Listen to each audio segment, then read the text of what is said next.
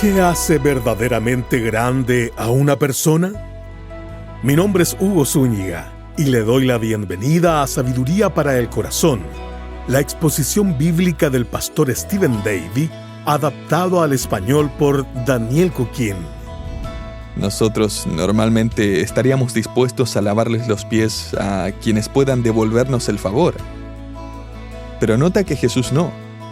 Él le lavó los pies a Judas, quien lo iba a traicionar. Le lavó los pies a Pedro, quien lo iba a negar. Le lavó los pies a Tomás, quien iba a dudar de él. Les lavó los pies a hombres que dentro de poco iban a salir corriendo en lugar de permanecer a su lado. Hoy, en nuestro estudio del Evangelio de Lucas, veremos a los discípulos discutiendo acerca de quién era mayor entre ellos. Pero Jesús les enseñará una lección que transformará por completo su manera de entender el liderazgo, la humildad y el servicio. Acompáñanos en esta lección titulada El secreto de la grandeza.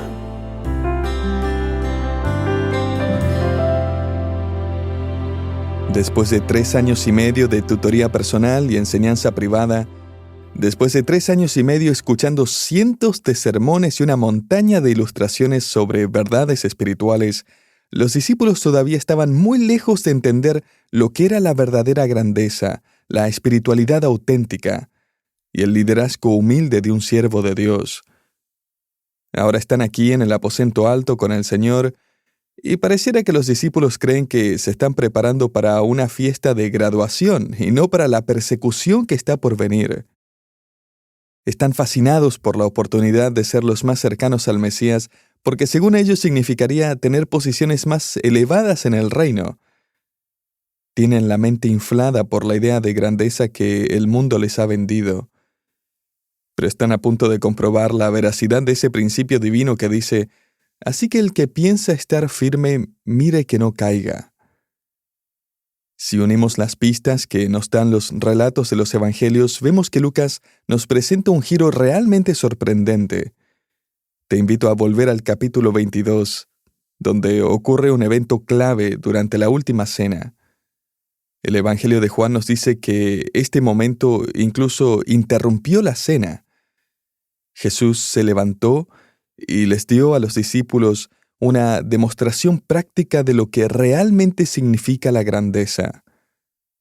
Evidentemente Jesús va a responder a la conversación que estaban teniendo los discípulos mientras cenaban. Lucas registra esa conversación, por vergonzosa que haya sido, y dice: aconteció también entre ellos una disputa sobre quién de ellos sería el mayor. Y por cierto, una de las mayores pruebas de la inspiración de la Escritura es que nosotros jamás habríamos incluido momentos así en las biografías de los líderes de la iglesia.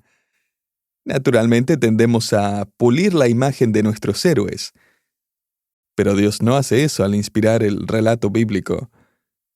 ¿Te imaginas ser uno de los apóstoles y que quedara escrito para siempre que a pocas horas de la muerte del Señor estabas discutiendo con los demás acerca de por qué tú eras el más importante? Y ahora eso forma parte del registro inspirado de la palabra de Dios. ¿Alguna vez has llamado a otra persona accidentalmente con el teléfono en el bolsillo? La otra persona escucha toda tu conversación y después te lo cuenta. Tu primera pregunta, ¿cuál es? ¿Qué fue lo que dije? ¿Cierto? Hace unos años tuve una cirugía. Me había caído y me había roto la nariz.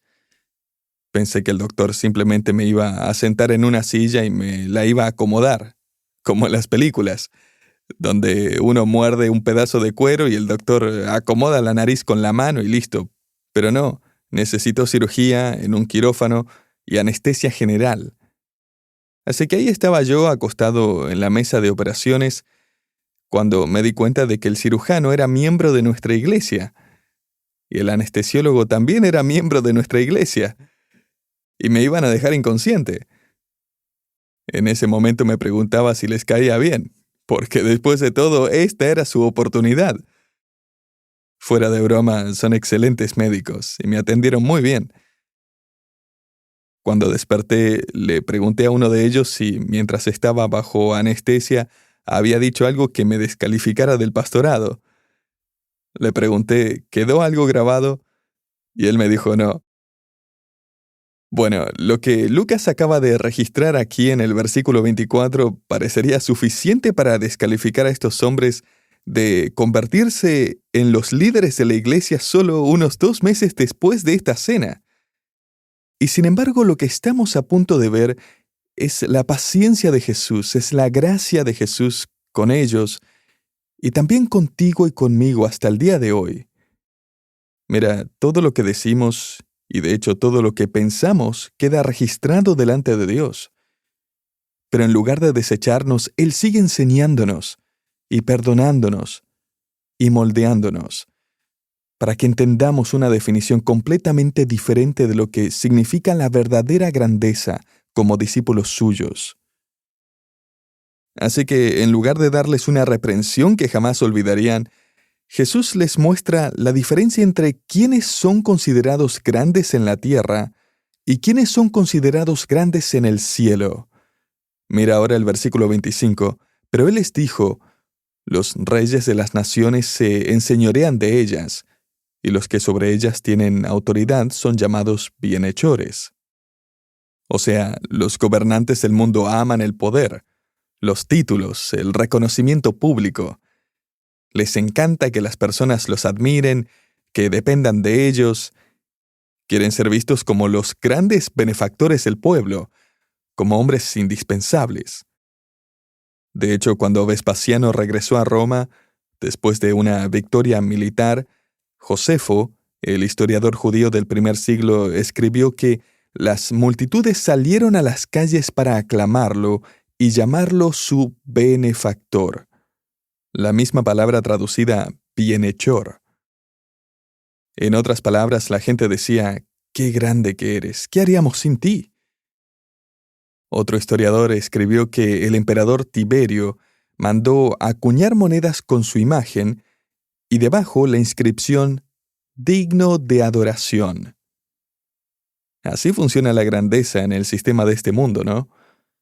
Mientras más personas te sirven, te exaltan, dependen de ti, más importante te consideran. En el versículo 27 Jesús continúa diciendo, «Porque ¿cuál es el mayor? ¿El que se sienta a la mesa o el que sirve? ¿No es el que se sienta a la mesa?». Es decir, según los estándares de la tierra, el hombre que llega al restaurante con la cuenta empresarial siempre será considerado más importante que la mesera o el mesero que lo atiende, porque la grandeza del mundo se mide por cuántas personas te sirven. Pero luego Jesús les dice en el versículo 26, «Mas no así vosotros, sino sea el mayor entre vosotros como el más joven, y el que dirige como el que sirve». En otras palabras, mi reino no funciona así. Así que Jesús está invirtiendo completamente el sistema de valores de este mundo. En este punto, honestamente, cuesta imaginarlo, pero en menos de 2 meses la iglesia va a nacer oficialmente. Y pareciera que los discípulos terminarían discutiendo sobre quién va a predicar el primer sermón, cuando hablen milagrosamente en distintos idiomas delante de toda la multitud en Jerusalén durante el día de Pentecostés. Uno casi puede imaginar a los discípulos reuniéndose después para discutir quién tuvo más convertidos, o cuál idioma fue el más impresionante. Humanamente hablando, pareciera que la iglesia ni siquiera va a despegar, que va a apagarse antes de comenzar. ¿Por qué? Porque todavía no entienden esa característica distintiva que Jesús les ha estado modelando. Mira, el Señor Jesucristo tenía igualdad absoluta con el Padre, pero no se aferró a sus derechos, no los agarró egoístamente para sí. Más bien se hizo siervo, se humilló a sí mismo y se hizo obediente hasta la muerte, y muerte de cruz, como escribe Pablo en Filipenses 2. Ellos todavía no entienden eso, y no están escuchando. Me recuerda la historia de un joven que se le había quedado el carro atascado en medio de un camino lleno de barro. Tenía un burro que tiraba del carro, pero decidió que no iba a moverlo ni un centímetro más. Clavó las patas en el suelo y no quiso avanzar. Así que el muchacho le gritaba al burro, tiraba de la cuerda, agitaba los brazos, pero el animal no daba ni un solo paso. Finalmente un anciano campesino apareció por el camino y enseguida entendió el problema. Le preguntó, ¿quieres ayuda? A lo que el joven respondió, sí, pero no creo que pueda hacer algo mejor que yo. Mira, llevo 1 hora gritándole a este burro y no se mueve. El anciano fue al costado del camino, levantó un palo grande, volvió, le dio un golpe al burro entre los ojos y después le dijo tranquilamente, camina. Y el burro inmediatamente sacó el carro del barro. El joven confundido le dijo, no entiendo. Yo le grité en la cara y actuó como si ni me escuchara. Y usted le habló bajito y obedeció. El campesino respondió sí, pero primero tuve que llamar su atención. Mira, el Señor está a punto de llamar la atención de sus discípulos. Va a sacar el palo, por así decirlo, y les va a dar un golpe a su orgullo. Y no les va a gritar, sino que va a servirles en silencio. El Evangelio de Juan nos dice que en ese momento el Señor se levantó de la mesa, se quitó el manto exterior y se colocó una toalla alrededor de la cintura. Ahora él iba a asumir el papel del siervo de la casa. En aquellos días los caminos eran polvorientos y la gente usaba sandalias, así que normalmente había una tinaja grande con agua en la entrada de la casa y un siervo llegaba con un recipiente y una toalla para lavarles los pies sucios a los invitados cuando entraban.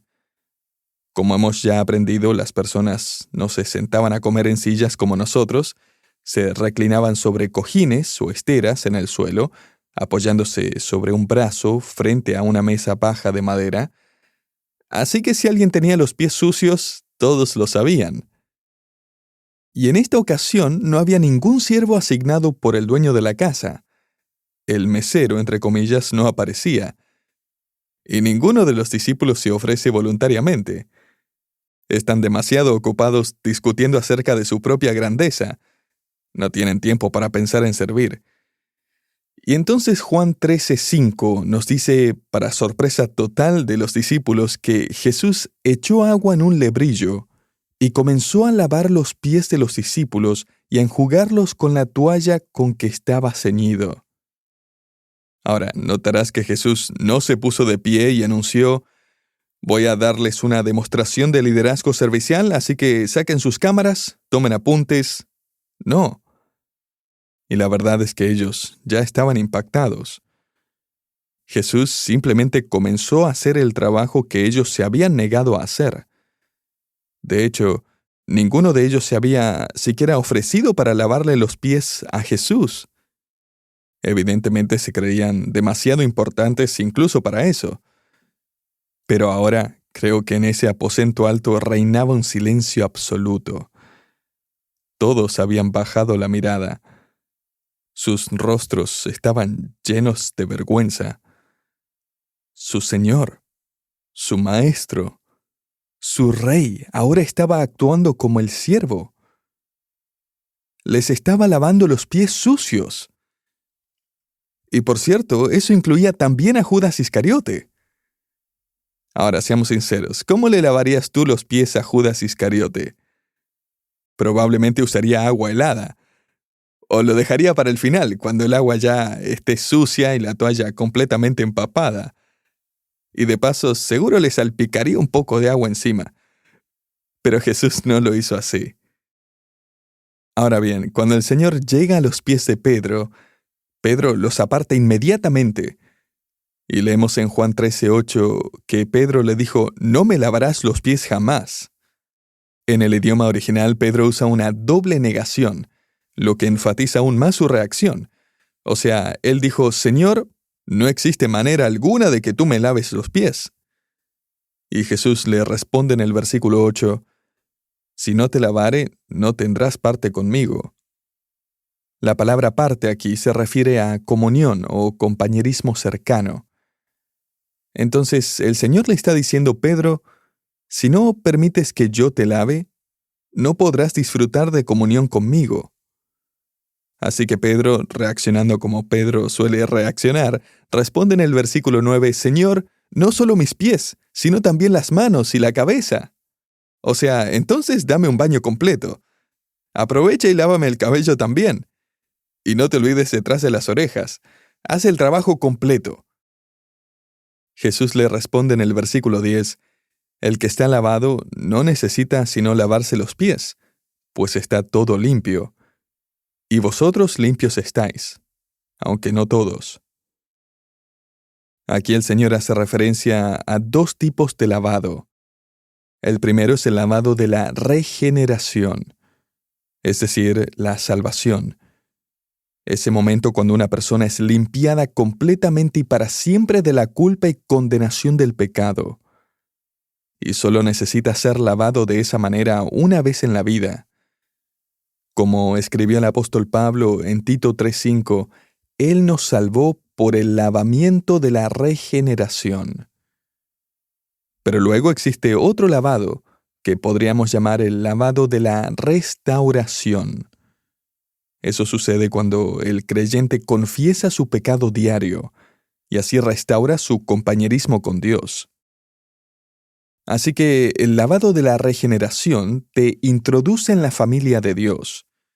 El lavado de restauración mantiene tu comunión diaria con Dios. Y Jesús añade aquí en el aposento alto que no todos estos hombres habían experimentado el lavado de regeneración. Está hablando de Judas.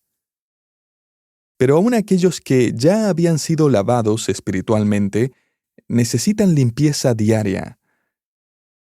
Y me gustaría notar aquí una advertencia para el incrédulo, y es que al igual que Judas es posible estar sentado en el aposento alto, y aún así no pertenecer realmente a la familia de Dios. O sea, es posible asistir a la iglesia y aún así no ser cristiano.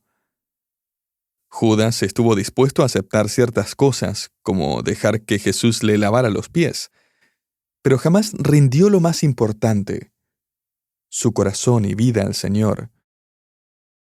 Y también aquí hay un mensaje para el creyente, y es que no puedes disfrutar de comunión con Cristo si tienes los pies sucios. En este contexto, los pies sucios representan pecado no confesado, pecado que ha interrumpido esa cercanía con tu Señor. Necesitas confesarlo. Y francamente, tus pies van a ensuciarse todos los días. Así que más vale que aprendas a confesar tu pecado con regularidad y honestidad. Porque eso es lo que mantiene viva tu comunión diaria con el Señor. Qué verdades tan profundas enseñó Jesús usando simplemente una toalla y un recipiente con agua, ¿no? Mientras el Hijo de Dios lavaba 12 pares de pies sucios. Nosotros normalmente estaríamos dispuestos a lavarles los pies a quienes puedan devolvernos el favor. Pero nota que Jesús no.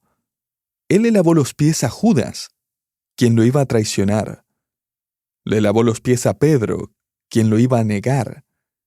Le lavó los pies a Tomás, quien iba a dudar de él. Les lavó los pies a hombres que dentro de poco iban a salir corriendo en lugar de permanecer a su lado.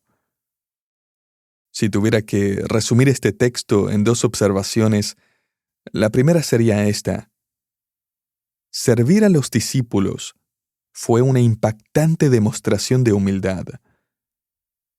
Ahora bien, ¿cómo se ve eso hoy? O sea, ¿cómo se lavan los pies de otros en nuestra época? Se ve en el padre que entiende que su vida no gira solamente alrededor de su carrera profesional, sino que alrededor de amar fielmente a su esposa y a sus hijos.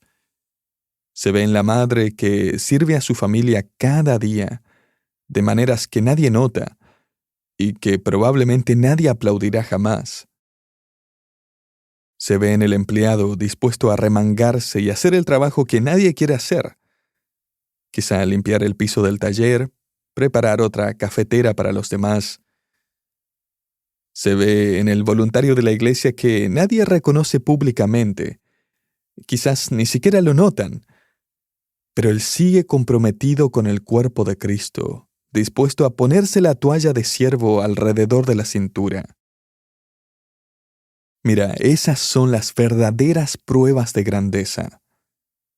Eso es verdadero liderazgo humilde. Encontré un poema titulado Me pregunto, donde el autor escribe: Señor, tú sabes cómo te sirvo cuando todos me miran, sabes con cuánto entusiasmo hablo de ti y me admiran, sabes cómo me emociono al promover la comunión, sabes la pasión sincera que llevo a cada reunión. Pero me pregunto, ¿qué haría yo si me dieras una toalla y un lebrillo, y me enviaras a lavar, con ternura y cuidado, los pies de una anciana ya cansados y agrietados? Día tras día y mes tras mes, en un cuarto apartado, donde nadie me viera, y mi esfuerzo nadie hubiera notado. ¿Sabes qué? Eso sí sería verdadera grandeza. Servir a los discípulos fue una impactante demostración de humildad, pero hay una sorpresa más. Volviendo ahora al relato de Lucas, el Señor continúa diciendo en el capítulo 22, versículos 28 al 30, «Pero vosotros sois los que habéis permanecido conmigo en mis pruebas. Yo pues os asigno un reino, como mi Padre me lo asignó a mí, para que comáis y bebáis a mi mesa en mi reino, y os sentéis en tronos juzgando a las 12 tribus de Israel». Francamente, esto es lo último que yo esperaría escuchar de los labios del Señor. Un elogio. Yo estaría buscando discípulos nuevos.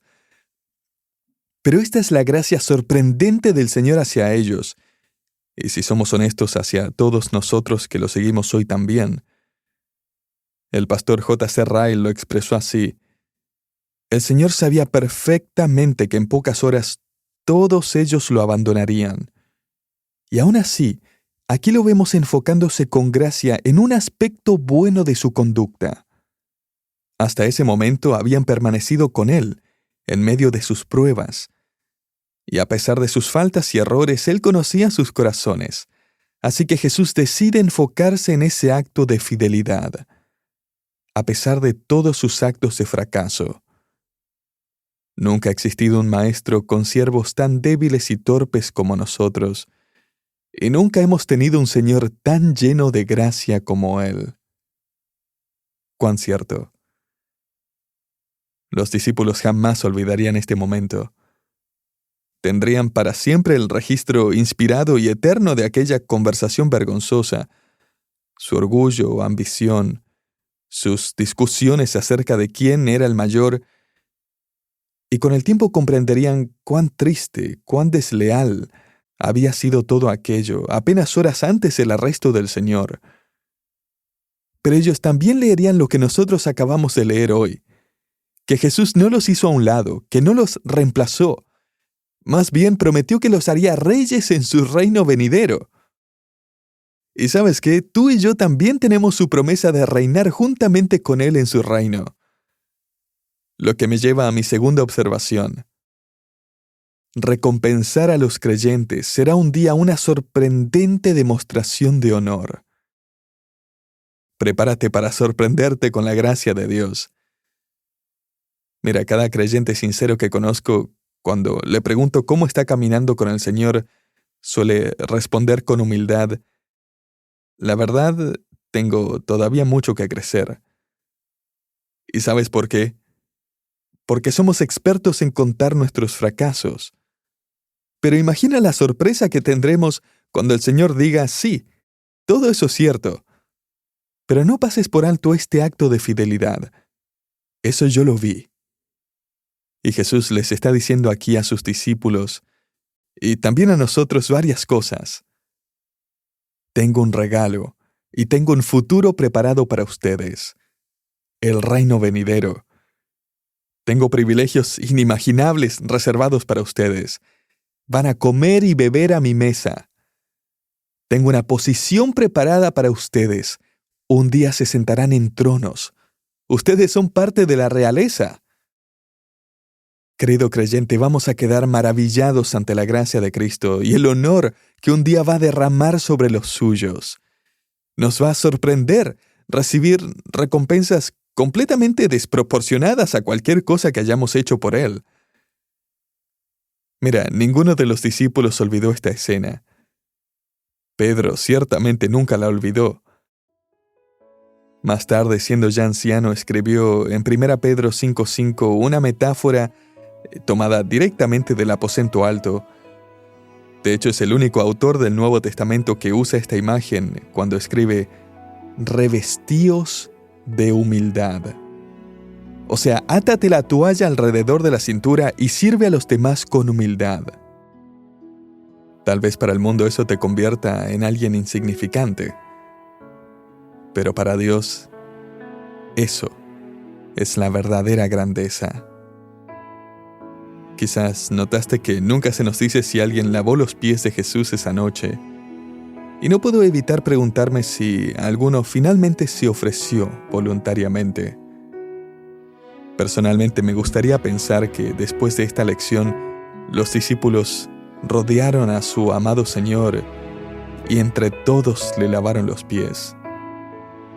No lo sabemos, pero sí sabemos esto.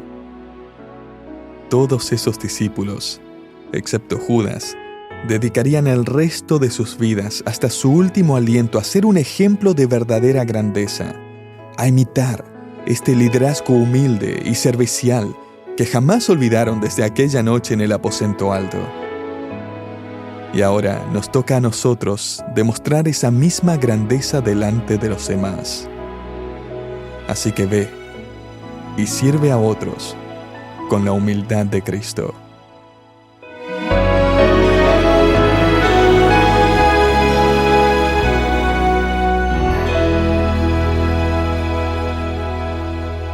¿Estás dispuesto a servir con la humildad de Cristo? Gracias por acompañarnos en Sabiduría para el Corazón, una producción de Sabiduría Internacional. Hoy estudiamos la lección titulada El secreto de la grandeza. Si este estudio te animó y quieres seguir creciendo en tu conocimiento de la palabra de Dios, visita sabiduriainternacional.org/suscríbase. Allí podrás unirte gratuitamente a nuestra comunidad y recibir recursos bíblicos diseñados para ayudarte a profundizar tu relación con Cristo y entender mejor su palabra. Acompáñanos en nuestro próximo programa mientras continuamos recorriendo juntos el Evangelio de Lucas en Sabiduría para el Corazón.